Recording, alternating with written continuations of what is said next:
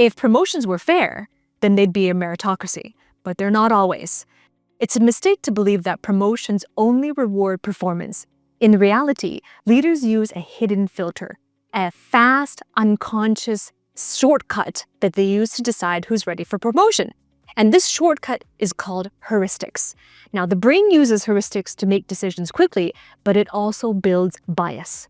I call these heuristics the Leadership Readiness Filter, which is the unconscious filter that leadership use to judge whether or not you're ready for the next level. And as long as you don't understand it, you will constantly be overlooked. So let's decode it. There are 5 filters that executives use to judge your readiness for a promotion. The first filter is performance versus mastery. When it comes to mastery, it's not just about what you know, it's about whether or not you've mastered your craft. My definition of mastery is the ability to execute effortlessly without the use of conscious resources. And to illustrate this example, you can just watch me on the dance floor.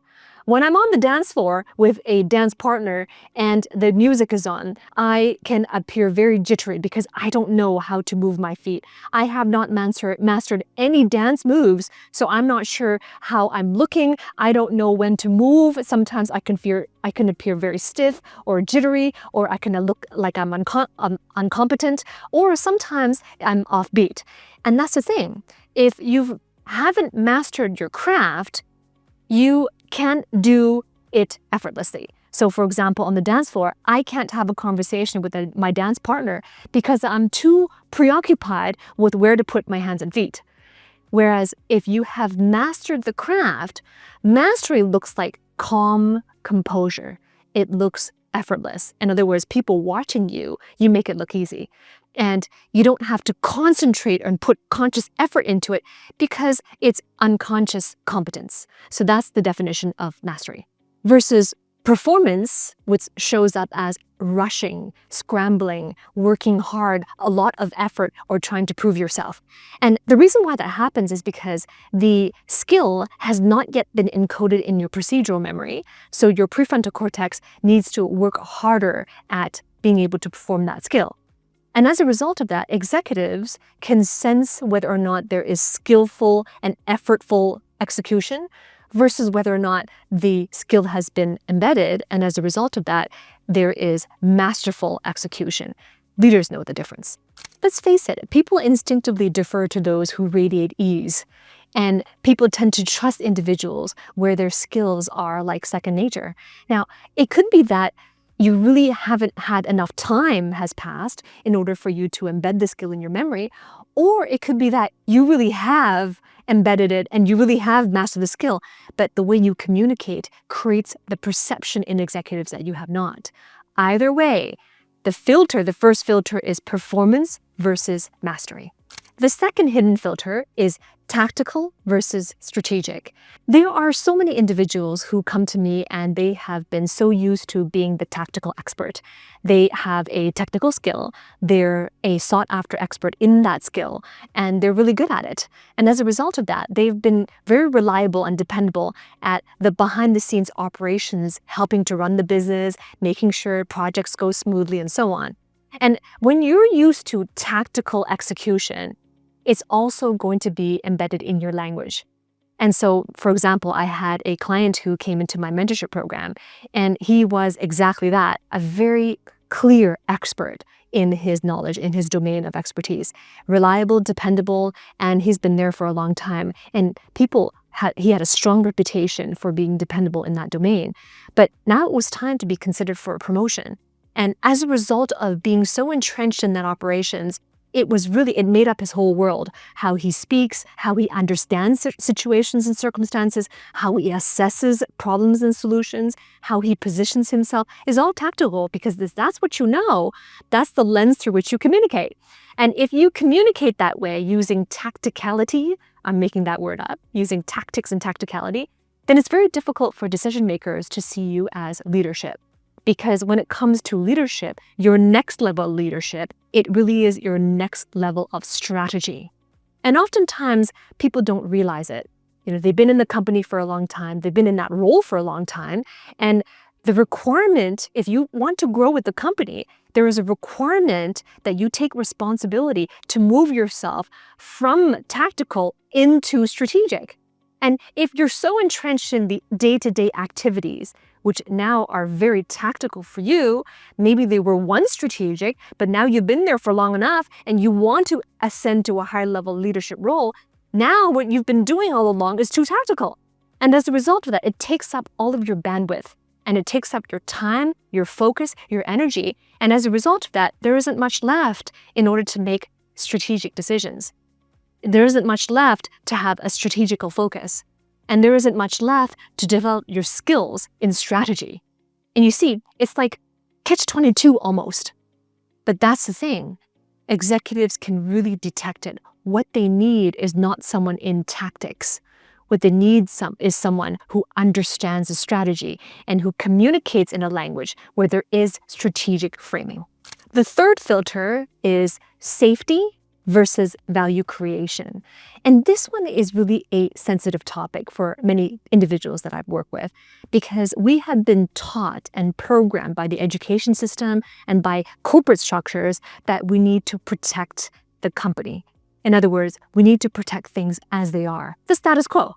And when it comes to promotion decisions, ascending someone to the next level of leadership, executives scan for this. Are you someone who is protecting the status quo? Or are you someone who can move the business forward meaningfully? Those two individuals are not the same thing. The person who is centered and focused and very skillful at protecting the status quo is not the same person with the traits and characteristics of someone who can move the business forward.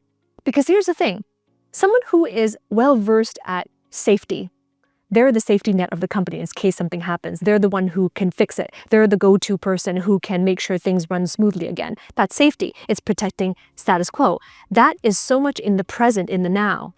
But when it comes to leadership, what's required is visionary, and vision is in the future. So here's what I've noticed when it comes to working with very brilliant professionals, is that safety without vision equals stagnation. And that's why a lot of individuals, even though they're capable of coming up with visions, the way that they've been so used to operating is with respects to being in the now, thinking about the now, protecting the present, being able to make things run smooth. They're so used to that. And if that's your modus operandi, then the way you show up in performance interviews, in promotionary interviews, is exactly going to be that. And that's the language you're going to be used to as well. And that is not strong positioning to be considered for promotion, especially with these cognitive biases from decision makers. So this is where it's important to understand that the characteristics of someone who can create value and move the business forward, they are individuals who have a balanced perspective and a balanced response when it comes to taking risks and when it comes to protecting the status quo. It's not that they are recklessly trying to move things forward, but they have a good balance. The fourth hidden filter that executives use to decide whether or not you're promotion ready is this one: production versus potential. Now, we have been designed and programmed and demanded on to produce. Think about it, all of your KPIs and OKRs are all measuring your personal productivity. And as a result of that learning, that environmental learning, we are set out to believe that our value comes from our personal productivity. And here's the thing, it may have in the beginning, but if you find yourself at an invisible ceiling and you want to break through to the next level and you're already working it as hard as you can to the maximum, then chances are it's not about your personal productivity. It's time to think differently. So here's the thing. Executives, when they're deciding who's promotion ready at that juncture, they're not looking at personal productivity. It's already your entrance in the door. It's the bare minimum. They're scanning for the potential for this individual to have future scalability. Right? It's not about what you're doing right now. And this is where a lot of professionals make mistakes. I have people coming into my mentorship and they say, I need your support on my upcoming interview. I have had so many interviews and I'm not getting any callbacks. And I asked them, okay, give me an example of how you would answer this question. And I listened to their response, and time again, it's just story after story about what they've done. A recollection of what they've done, what they achieved, all the things that they did. And Sure, that may be interesting, but it keeps you at your current level, right? Because that's what you're doing right now. But what leaders are doing when they're listening is they're scanning for future scalability. And what that means is that, think of it like a mental time machine. They're projecting into the future, and it is a judgment. I mentioned this as a bias, as a judgment. They're projecting in their mind a vision of you in the future, like, can I see this person commanding the room? Can I see this individual moving the business forward? Can I see this individual as the face of the company? Now, you may not have ever thought of this before, and if you haven't, that's a problem, because you're so used to the time and space horizons you've been operating in, which is probably more in the now than it is future focused and expanded in time. But this is where this mindset shift needs to happen. It's not about your personal productivity. It was, and if it is in the future, you would have gotten the interview already. But it is more about what is your potential. And the way that I say it is that potential, your potential is the next level, your next level in the making. But potential is just that, it's potential, unless it is realized. Potential needs to be realized. Otherwise it's just unrealized potential. And the difference between those who have potential versus those who have potential and realize it is really in shifting the way that they operate, because how you operate in turn dictates how you communicate.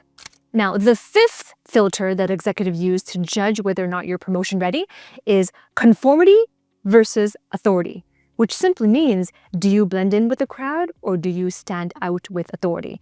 Now, it's important to make this distinction, and executives who make decisions for promotions do it naturally. What they're scanning for is to understand which bucket do you fit in, because the reality is your physiology and your psychology are very different if you are in conformity versus if you are in authority. Now, your psychology are your innermost thoughts, your beliefs, your emotions. And your physiology is your nervous system, how it fires, the neurons, how they fire. And as a result of that, how your actions move into conducting yourself. So those two things are very different in conformity versus authority. From my experience of working with high potential leaders who have not yet received the promotion, what I've observed is that most people are unaware of their psychology. And even less people are aware of how their psychology is affecting their physiology. That is where the gap is. And here's the thing about conformity. Conformity keeps you safe because, you fit in with the crowd. There is less chances that you will be disagreed upon, or there are less chances that people will hate on you, or that you will be embarrassed yourself. And as a result of that, you're also less visible or invisible. Now, authority is different. Authority is not just about challenging the status quo, but it's being able to do so authentically, being able to do so in ways that are grounded in truths and principles. Now, executives value individuals who are able to do that without arrogance. Leadership promotes those who aren't necessarily the most agreeable. Sometimes agreeableness can go against you, but they do look for promotion-ready individuals within that space of emotional regulance, physiological regulation as well, and therefore, as a result of the way they show up, they can have authority and present authority without arrogance. And here's the science behind this bias. We have mirror neurons in our brain that automatically look for and entrain to the most regulated nervous system in the room. And that's why individuals who have regulation in their nervous system, they create cultures that are calm and composed. And the psychology as a result of that is that people automatically defer to those individuals who have an authoritative presence without arrogance. So if you show up this way and you understand your own psychology, you see the relationship between your psychology and your physiology, and as a result of that, you can embrace the balance of the intersection between conformity and authority, then you increase your chances of being considered at the leadership level. Because here's the thing, if promotions were fair, they'd be a meritocracy, but they're not always. Promotions don't always go to the people who work hard, but they do pass through unconscious filters and biases, the leadership readiness filters that executives have when making decisions on promotion readiness. And if you really understand these filters and you shift your way of understanding and you shift your way of mindset and operations to be more aligned with it, then you can shift your perception of your value and your communication to be perceived as leadership material. From my experience working with high potential leaders, uncovering these biases was one of the most difficult things when it comes to preparing for the promotional interview. And that's why I created a leadership visibility assessment. It just takes 2 minutes and you go through it, and at the end of that, it will give you some tailored results to let you know, to help you understand how you're being perceived by leadership. And from that assessment, the results, it'll also show you where to shift your mindset, where to shift your approach as well, and how to communicate in a way that puts your best foot forward as leadership material. Just click the link below that video, start your assessment right now.